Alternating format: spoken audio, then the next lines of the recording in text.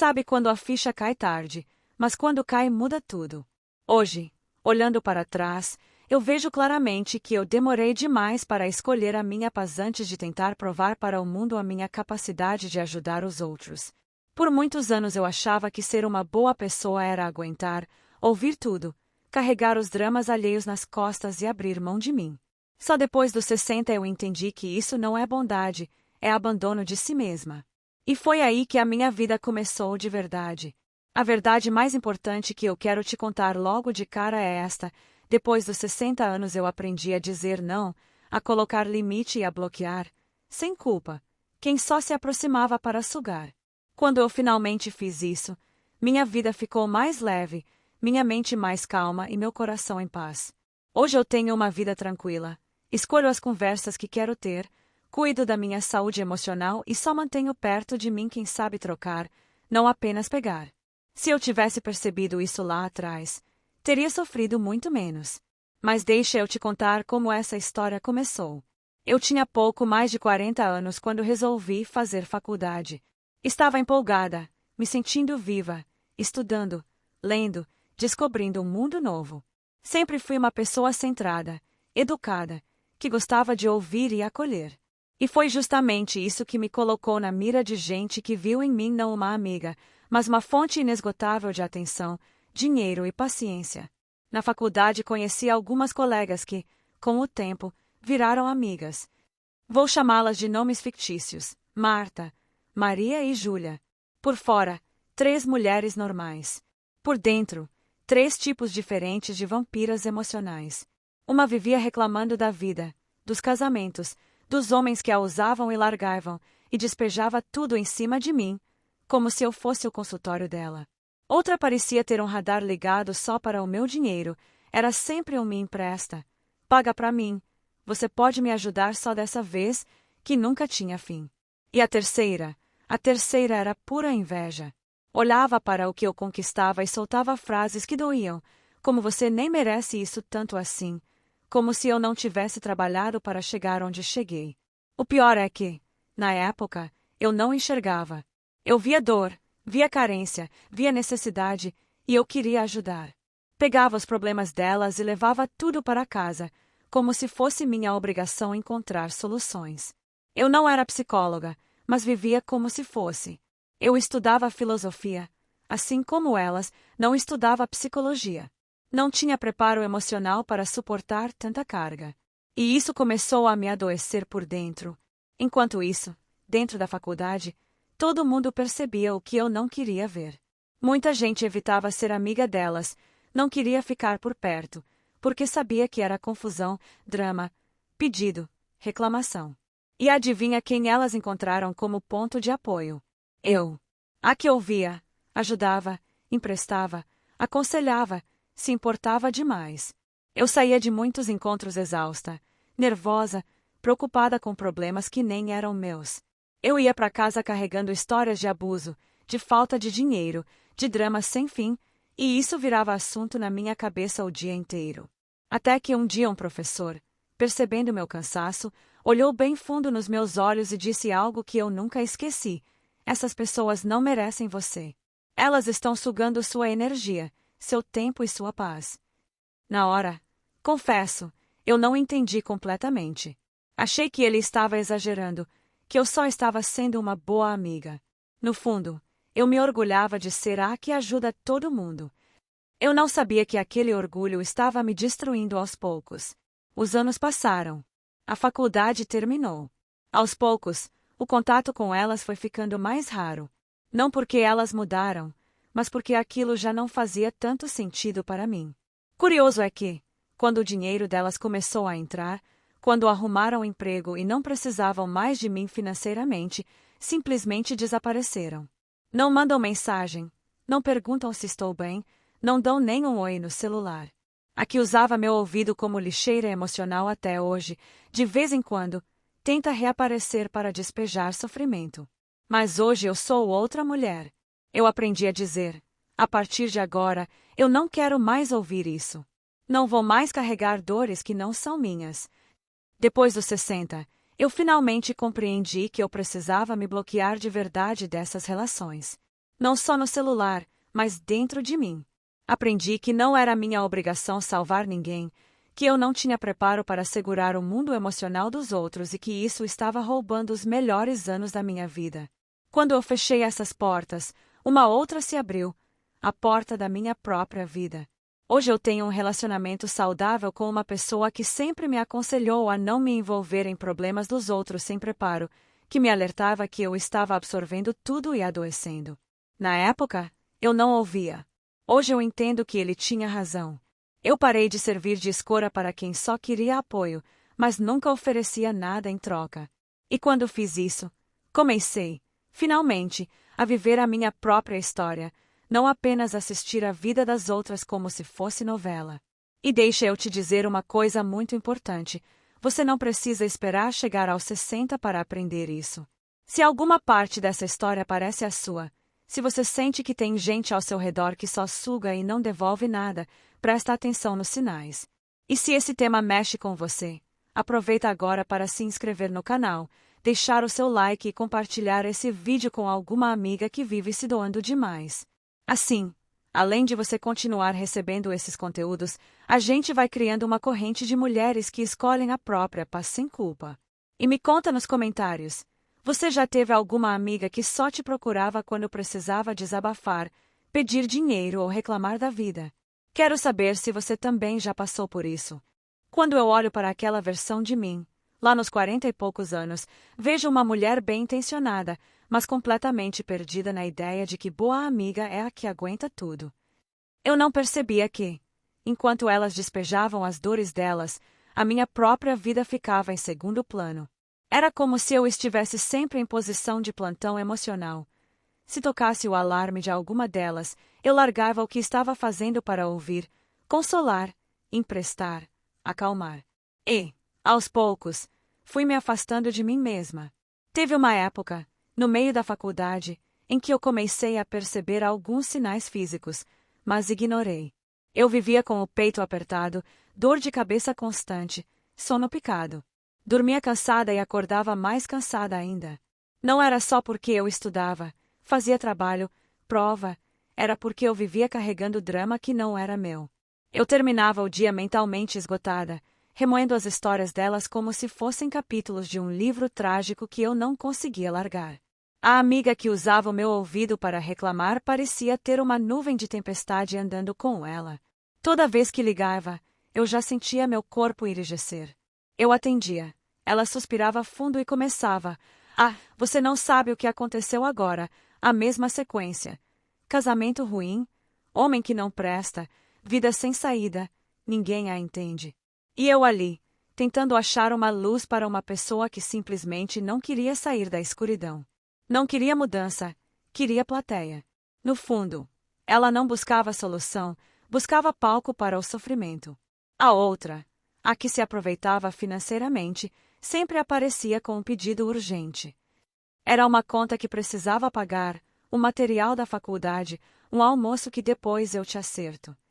E eu, com medo de parecer mesquinha, abria a carteira. Lá no fundo, algo em mim já desconfiava, mas eu calava essa voz interna com um discurso pronto. Um dia, se eu precisar, ela também vai estar aqui por mim. Hoje eu posso te dizer com toda clareza, não esteve, e nem estaria.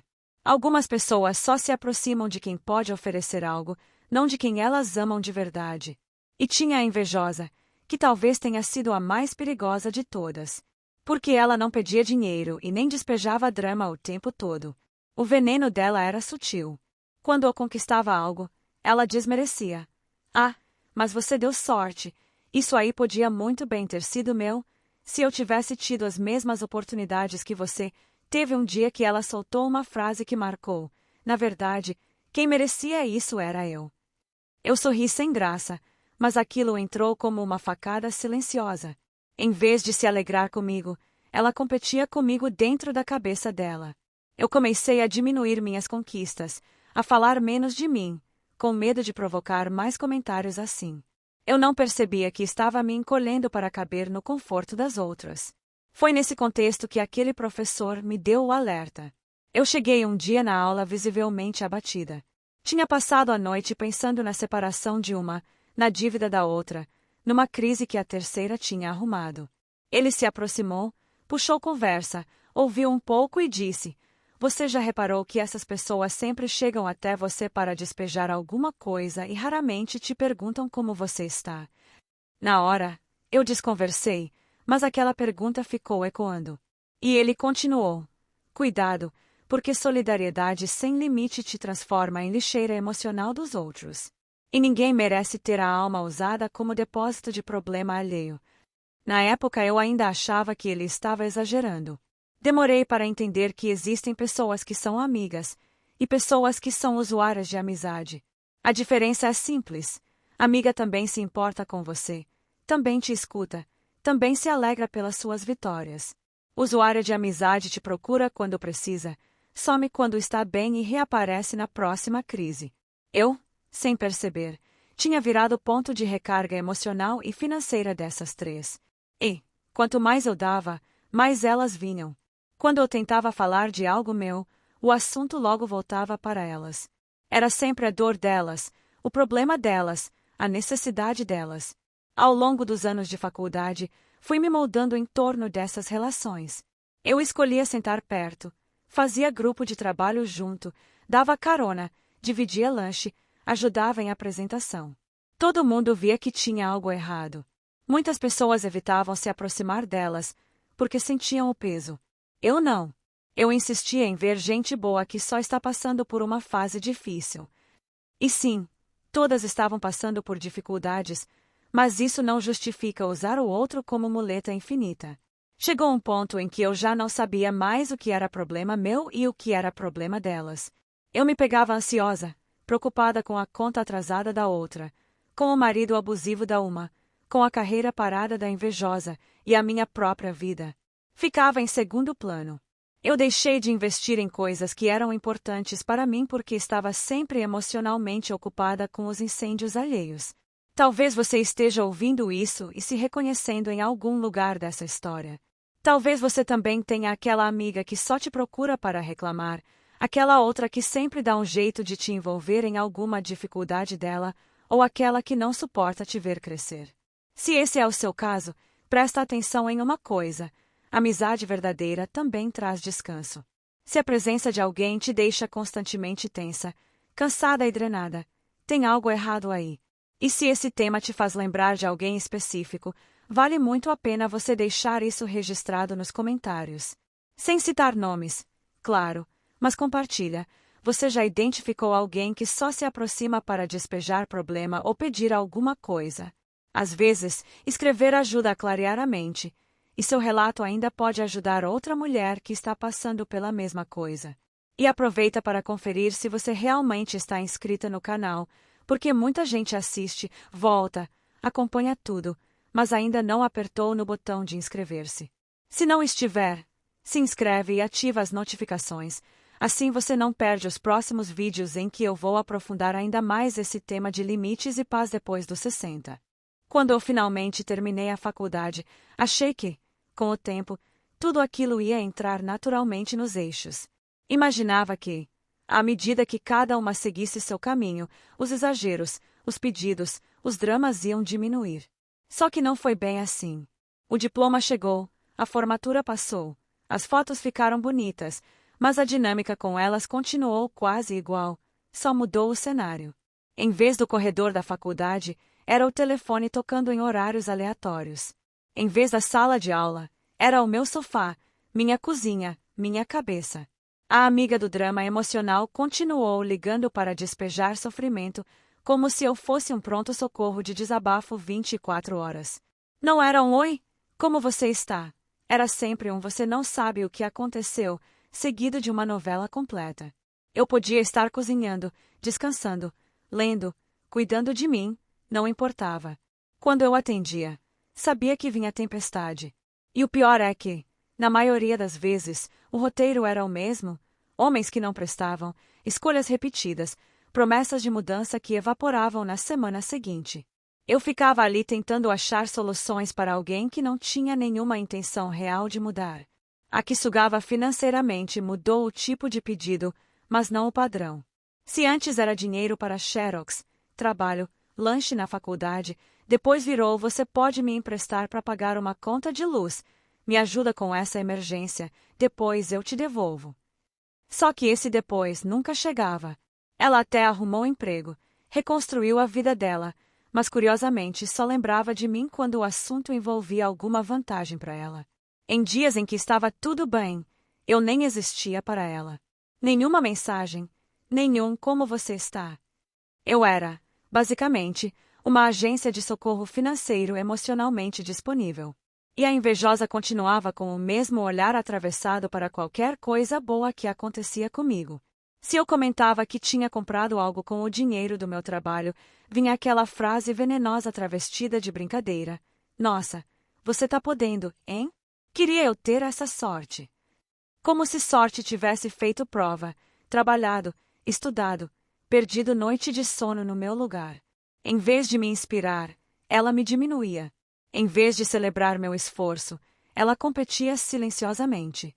Durante muito tempo eu ignorei esses sinais porque eu tinha medo de ser injusta. Pensava: mas todo mundo tem fase difícil, ninguém é perfeito, eu também erro, e voltava a aguentar tudo. Só que chegou uma hora em que meu corpo começou a gritar o que eu insistia em calar. Eu vivia tensa, dormindo mal, com pensamentos acelerados. Qualquer pequena coisa já me deixava irritada, ansiosa, como se eu estivesse sempre no limite. Não era só cansaço físico, era a exaustão de viver conectada a problemas que não eram meus, mas que eu tratava como se fossem. Meu companheiro via tudo isso de fora e tentava me alertar. Ele sempre me dizia com carinho, mas firmeza: você não é psicóloga, você não é ambulância emocional. Você não tem preparo para carregar o sofrimento do mundo inteiro. Você se envolve demais, absorve tudo, e depois fica doente. Eu ouvia, balançava a cabeça, prometia que ia mudar, e na primeira ligação de alguma delas, repetia o padrão. No fundo, eu tinha medo de dizer não e parecer fria, má, egoísta. Assim, eu traía a mim mesma para não decepcionar quem só lembrava de mim na hora de sugar. O tempo passou. Eu fiz 50, 60 anos. E foi só depois dos 60 que uma ficha muito dura caiu. Eu tinha passado décadas treinando minha mente para priorizar a dor dos outros acima da minha paz. Não foi um estalo de um dia para o outro. Foi um cansaço que foi se acumulando até eu não ter mais como fingir que estava tudo bem. Eu percebi que, se eu não mudasse, não ia sobrar vida para mim. Eu teria sido aquela mulher que passou a existência tentando salvar quem não queria ser salvo e esquecendo de viver a própria história. Um dia, em uma dessas ligações eternas à amiga do drama, meu corpo reagiu antes da minha mente. Ela começou a narrativa, aquele tom arrastado, pesado, e eu senti um enjoo, uma exaustão tão grande, que, pela primeira vez, em vez de consolar, eu respirei fundo e disse: olha, eu sinto muito por tudo isso, mas eu não posso mais ouvir esse tipo de ligação. Eu não tenho estrutura para ser depósito de problema assim. Eu preciso cuidar de mim. Ela ficou em choque. Houve silêncio do outro lado. A antiga versão de mim teria voltado atrás imediatamente, com culpa. Mas desta vez, eu mantive a frase. Ela reagiu dizendo que eu tinha mudado, que eu estava egoísta. E, pela primeira vez, eu ouvi isso e senti alívio, não culpa. Porque eu entendi. Chamar de egoísmo o que na verdade é limite é uma forma de manipular quem sempre deu tudo. Com o tempo, os telefonemas foram diminuindo. Não porque elas tenham entendido minha necessidade, mas porque perceberam que eu já não era mais tão útil como antes. Não dava dinheiro, não dava ouvido infinito, não alimentava drama. Algumas simplesmente sumiram. A que só aparecia por interesse financeiro arrumou outros meios. A invejosa, sem material para criticar ou diminuir de perto, desapareceu. Doeu. Doeu. É triste perceber que certas amizades só existiam enquanto você servia como apoio, carteira ou lixeira emocional. Mas ao mesmo tempo foi libertador enxergar a verdade nua e crua. Quem vai embora quando você coloca limite nunca esteve com você de verdade. Depois dos 60, eu decidi que minha paz não é negociável. Eu entendi que não preciso provar minha bondade me destruindo pelos outros. Posso ser amorosa sem ser tapete. Posso ser empática sem virar depósito de sofrimento infinito. Posso ajudar? Sim, mas dentro do que não fere a minha saúde mental, meu sono, meu coração. Hoje eu olho para trás e penso: demorei demais para me escolher.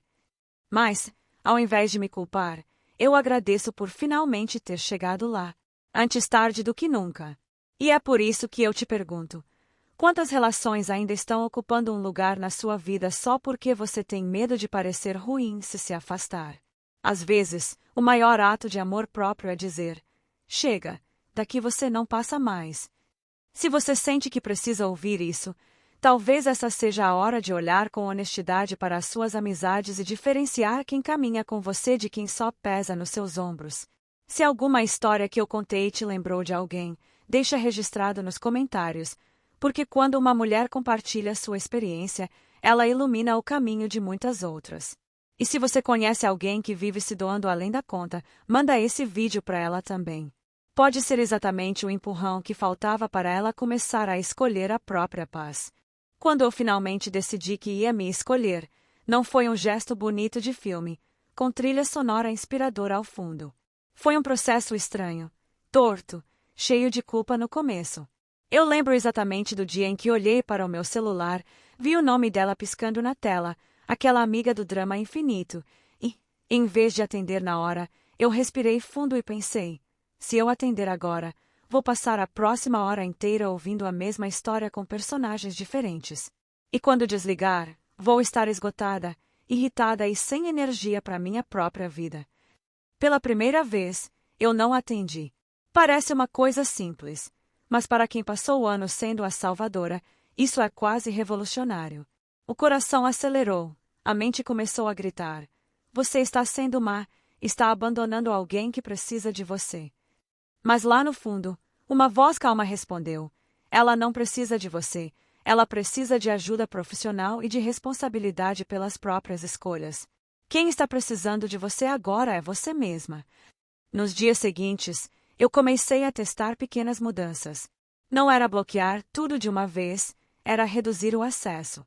Quando vinham áudios enormes, eu não escutava na hora. Respondia mais curto, não me aprofundava tanto, não fazia mais 1000 perguntas. Parei de assumir a função de conselheira oficial da dor alheia.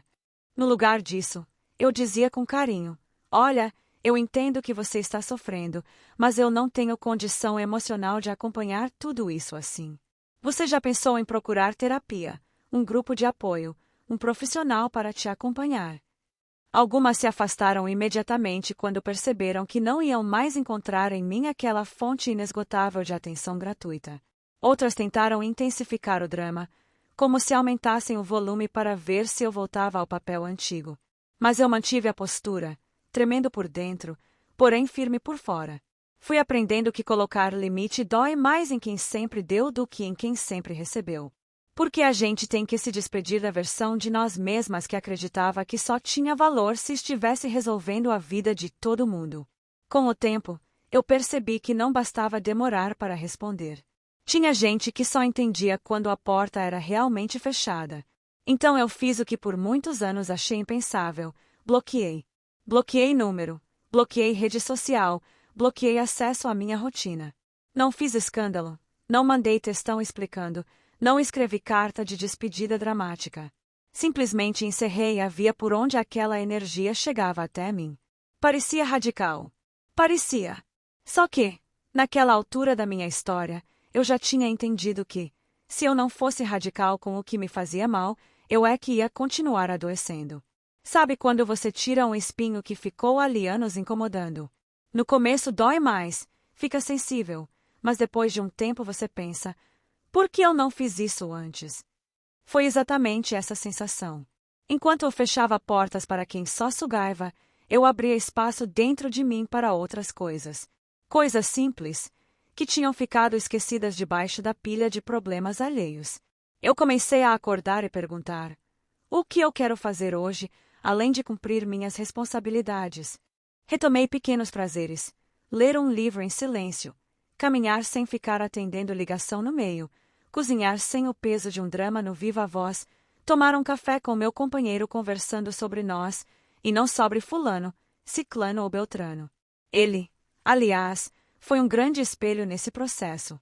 Várias vezes me olhava e dizia: "Tá vendo como você fica mais leve quando não se entope de problema dos outros? Esse é o seu estado natural. O resto é peso que você aprendeu a carregar." Ouvir isso de alguém que me ama, mas que também me confronta com a verdade, foi um presente.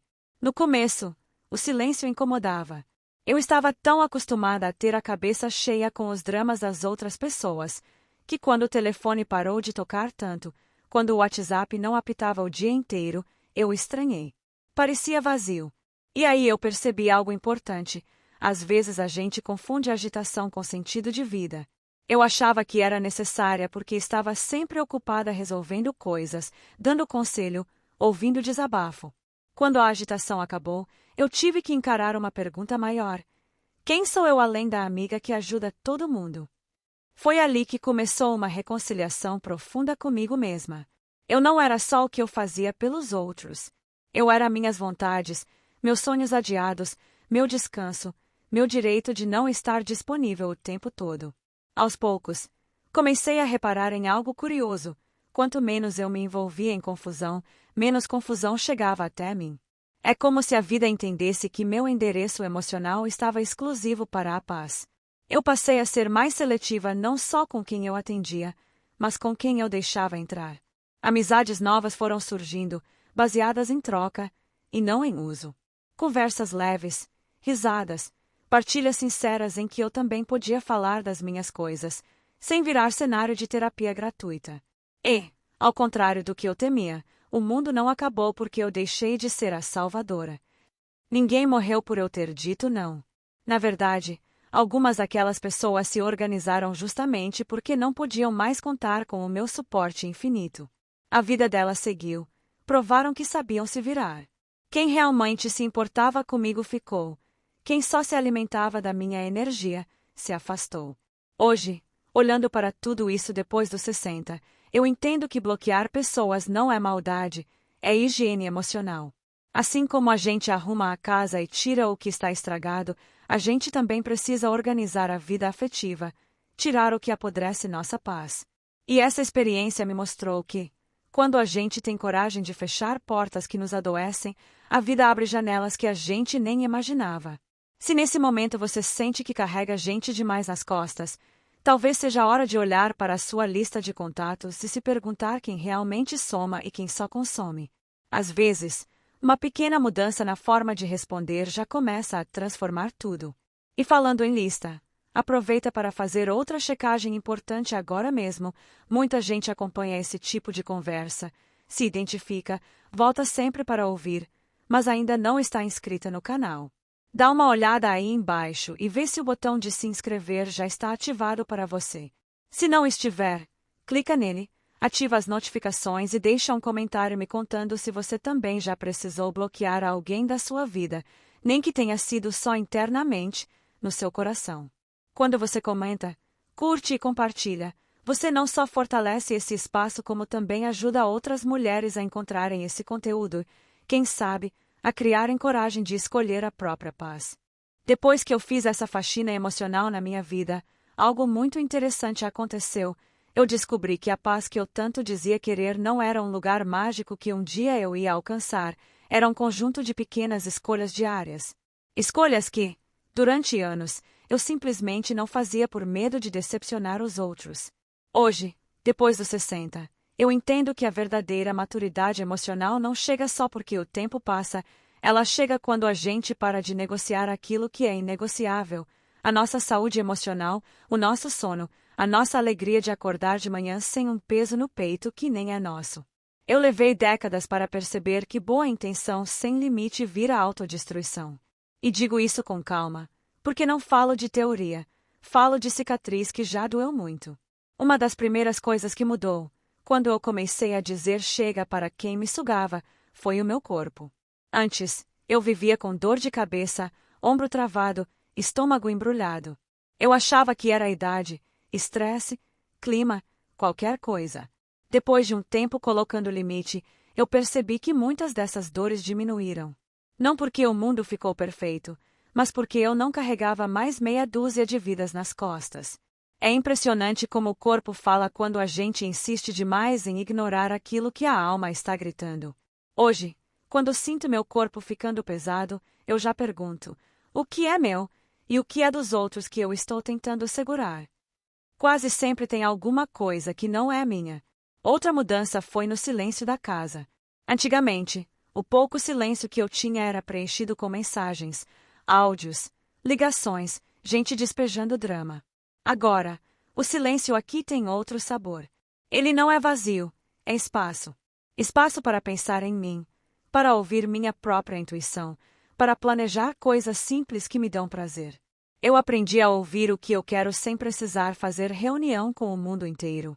Se eu quero ficar em casa em vez de sair, eu fico. Se eu quero recusar um convite, eu recuso. Se eu quero desligar o celular à noite, eu desligo sem culpa. A culpa, aliás, era a coleira que me mantinha presa a relações que já tinham passado da validade há muito tempo. Quando eu entendi que ninguém vai aplaudir a minha exaustão, comecei a perder o medo de ser chamada de egoísta. Prefiro 1000 vezes ser vista como egoísta por quem se beneficiava do meu cansaço, do que continuar me traindo para manter uma imagem de boazinha. Uma coisa que eu gostaria de ter ouvido lá atrás, e que talvez sirva para você hoje, é o seguinte: você não é obrigada a permanecer em nenhum lugar onde você precise se diminuir para caber. Isso vale para amizades, para grupos, para família, para qualquer ambiente. Por muito tempo, eu sentia que precisava justificar meu tempo, meu dinheiro, minha atenção. Se eu dizia não a alguém, parecia que eu estava sendo cruel. Hoje eu entendo que crueldade é se abandonar, dizer sim para todo mundo e não ter nenhuma migalha de energia para si. A vida me mostrou na prática que quem se afasta quando você começa a se cuidar nunca foi amigo, foi usuário. Amigo de verdade respeita quando você diz: eu não posso, eu não dou conta, eu preciso cuidar de mim. Também passei a olhar com mais carinho para as poucas pessoas que sempre estiveram ao meu lado sem cobrança, sem exploração. Meu relacionamento, por exemplo, ganhou outro peso. Eu percebi que eu sempre tive ao meu lado alguém que me dizia: você não precisa resolver tudo, você não precisa se meter em problema de todo mundo, você não é terapeuta de ninguém. Só que eu estava tão viciada em ser a salvadora, que nem ouvia direito. Quando finalmente comecei a aplicar esse conselho, vi como nossa convivência ficou mais leve. Em vez de chegar em casa carregada de histórias, ressentimentos dos outros e energias pesadas, eu chego mais inteira. E isso muda a qualidade da conversa, da presença, do afeto. Eu não estou mais sempre esgotada, sem paciência, com a cabeça em problemas alheios. Eu estou aqui, presente, vivendo a minha própria vida. Depois dos 60, eu entendi que é um privilégio chegar nessa idade com lucidez suficiente para fazer ajustes. Tem gente que passa a existência inteira sem perceber que vive cercada de sugadores emocionais, achando que martírio é virtude. Eu não quero ser uma mártir. Eu quero ser uma mulher em paz. E paz, para mim, hoje tem cheiro de café tomado devagar, tem som de risada verdadeira, tem cor de pôr do sol visto sem pressa, tem forma de não dito na hora certa. Não é uma vida sem problemas, é uma vida onde eu escolho melhor quais problemas vale a pena carregar. Se eu pudesse resumir tudo o que vivi em uma frase, seria: eu demorei demais para escolher a minha paz, mas ainda assim foi no tempo certo para salvar o que restava de mim. E é isso que eu desejo para você. Que você não espere adoecer, não espere chegar no limite, não espere perder o brilho dos olhos para tomar decisões que hoje parecem difíceis, mas que amanhã vão ser a diferença entre uma velhice amarga e uma velhice serena. Existe uma liberdade enorme em olhar para alguém que só se aproxima para sugar e dizer por dentro: eu não estou mais disponível para esse tipo de troca. É como se você recolhesse as chaves da sua energia e só entregasse para quem sabe entrar devagar, tirar o sapato e respeitar sua casa interna. Se enquanto eu falava você lembrou de nomes, de situações, de fases da sua vida em que se sentiu usada, esgotada, sugada emocionalmente, aproveita esse momento. Escreve aqui embaixo, nem que seja uma frase simples: eu escolho a minha paz ou chega de gente que só suga. Isso não é apenas comentar num vídeo, é registrar, diante de você mesma, uma decisão nova. E se você conhece alguma mulher que vive exatamente nessa prisão de tentar salvar o mundo inteiro, manda esse conteúdo para ela. Às vezes, uma conversa como essa é o empurrão que faltava para ela se colocar em primeiro lugar pela primeira vez. Curte, compartilha, salva esse vídeo para assistir de novo nos dias em que a culpa tentar te convencer a voltar a ser quem você já decidiu que não quer mais ser. A sua vida é uma só, e chega uma hora em que a gente entende, com toda a calma do mundo, ou você escolhe a sua paz, ou alguém sempre vai escolher por você.